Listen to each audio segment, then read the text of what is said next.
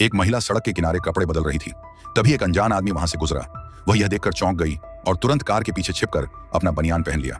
अच्छी बात यह थी कि वह आदमी किसी गलत इरादे से नहीं आया था। उसने देखा कि महिला की कार खराब हो गई थी, तो उसने अपनी शर्ट उतारकर कार ठीक करने में मदद की। जल्द ही उसने कार ठीक कर दी।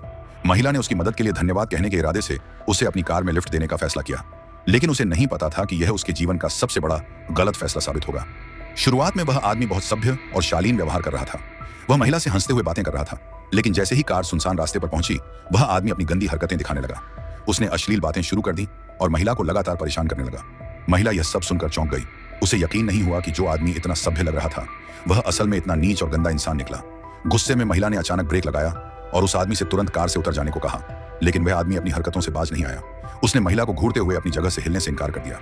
खतरे को महसूस करते हुए महिला ने तुरंत कार से उतरकर भागने की कोशिश की, लेकिन आदमी ने उसे रोकने के लिए उसका हाथ पकड़ लिया। लीसा बहुत डर गई थी। तभी उस आदमी ने अचानक एक छोटा चाकू निकाल लिया। उसने धमकी दी कि वह गाड़ी को आगे एक मोटल तक ले जाए। कोई और विकल्प न होने के कारण लीसा मजबूरी में गाड़ी चलाने लगी। अपनी सुरक्षा के लिए वह लगातार भागने का मौका तलाश रही थी।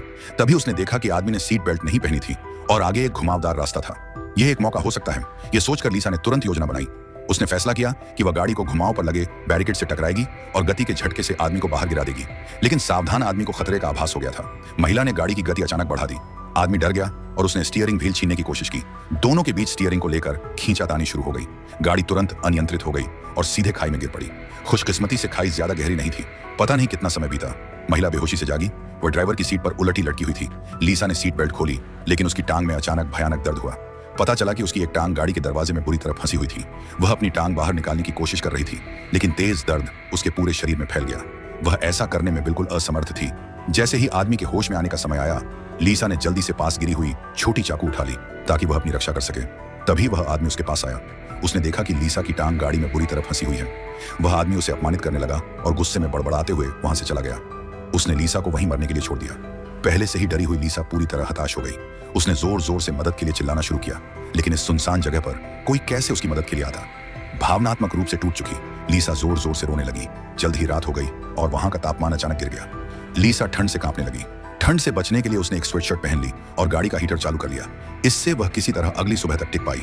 भूख और प्यास से परेशान उसने पानी की बोतल खोली और एक बड़ा घूंट लिया, लेकिन जैसे ही वह पानी निगलने वाली थी, उसे कुछ याद आया और डर के मारे उसने तुरंत पानी वापस उगल दिया। उसे नहीं पता था कि वह कब तक इस जगह से निकल पाएगी। अगर उसने चीजें बचाकर नहीं रखी तो वह यहाँ प्यास से मर सकती है। यह सोचकर लीसा ने वहां मौजूद हर इस्तेमाल करने लायक चीज को इकट्ठा कर लिया। अभी उसने राहत की सांस भी नहीं ली थी कि उसे किसी के कदमों की आहट सुनाई दी, जैसे किसी ने पेड़ की डाल को तोड़ा हो। उसने गाड़ी के रियर व्यू मिरर से चारों ओर देखा, लेकिन उसे कुछ भी असामान्य नहीं दिखा। जब उसे लगा कि शायद उसने गलत सुना है और उसने अपना ध्यान हटा लिया, तभी वह आदमी जो कल उसे छोड़कर गया था अचानक उसके सामने आ गया। लीसा यह देखकर डर गई। आदमी उसे घूरता रहा। लीसा को डरी हुई देखकर आदमी को अपनी मंशा पूरी होती नजर आई। वह जानबूझकर लीसा को डराने के लिए उसके सामने आया था। आदमी ने खाना और पानी का बहाना बनाकर लीसा को मजबूर किया कि वह अपनी कुछ शर्मनाक पुरानी बातें बताए। जब लीसा ने अपने पुराने बॉयफ्रेंड के साथ हुए कुछ मजाकिया किस्से बताए, तो आदमी अचानक पलट गया और न सिर्फ उसे खाना दिया, बल्कि उसे बुरी तरह अपमानित भी किया। लीसा को बहुत गुस्सा आया। उसने आदमी से खाना मांगा, लेकिन वह आदमी बिना पीछे देखे वहां से चला गया। मजबूर होकर लीसा ने गाड़ी के अंदर ध्यान से खाना ढूंढना शुरू किया। तभी उसे वहां एक लाइटर मिला। यह उसके लिए बड़ी खोज थी। उसने सोचा कि लाइटर से आग जलाकर खुद को गर्म रखेगी, लेकिन तभी उसने पास में एक मरा हुआ चूहा देखा। हालांकि यह बहुत घिनौना था, लेकिन जीने के लिए उसने चूहे को चाकू से काटा, थोड़ा सा मांस निकाला और उसे लकड़ी की डंडी पर लगाकर आग में पका लिया।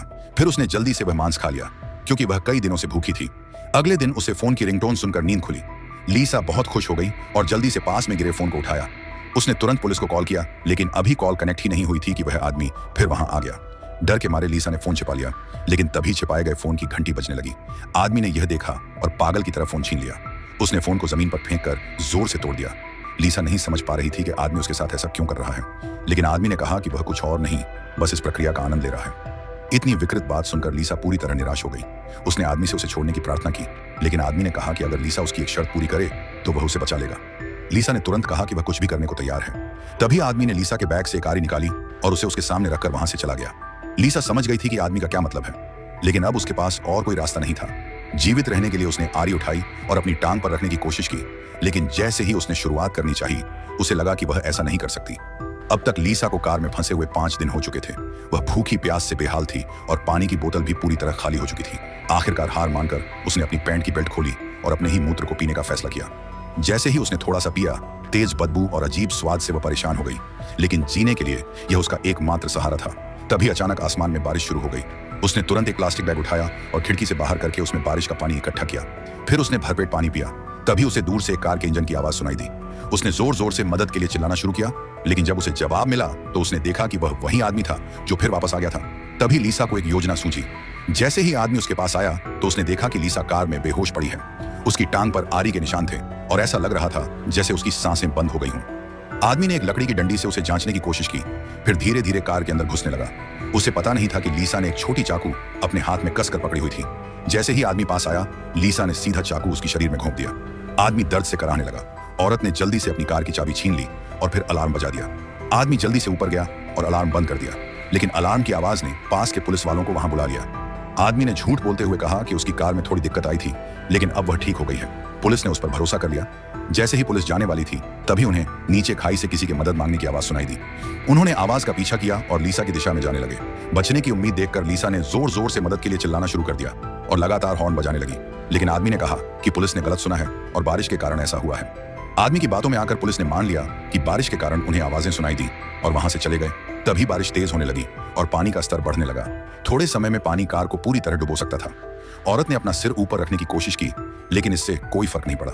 जल्द ही पानी की तेज लहरों ने कार को बहा दिया। नीचे तेज धारा थी और वहां गिरना निश्चित मौत का कारण बन सकता था, लेकिन किस्मत से पानी और पत्थरों की टक्कर से उसकी टांग फंसने से निकल गई। औरत पानी से तैरकर बाहर आ गई। वह तुरंत किनारे पर चढ़ गई। इतनी बड़ी मुसीबत से बचने के बाद लीसा बस इस जगह को छोड़कर जाना चाहती थी। वह लंगड़ाते हुए घर की ओर चलने लगी। रास्ते में उसे एक घर मिला।